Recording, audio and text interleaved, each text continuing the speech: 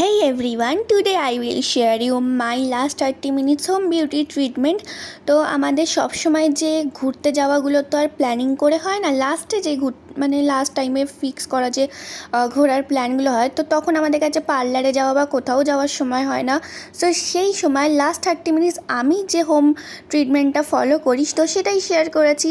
So let's start. ফার্স্টে আমি একটা ফেস ওয়াশ দিয়ে আমার ফেসটা ক্লিন করে নিয়েছি, দেন আমি একটা ময়শ্চারাইজার ইউজ করছি। এখানে আমি নিভিয়া সফট ইউজ করেছি, যেটা আমি সবসময় ইউজ করে থাকি। একটু নর্মাল দিনের তুলনায় ময়শ্চারাইজারটা ফেসে একটু বেশি ইউজ করতে হবে, বিকজ এখানে আমরা ফেস রেজার দিয়ে ফেসটা ক্লিন করব।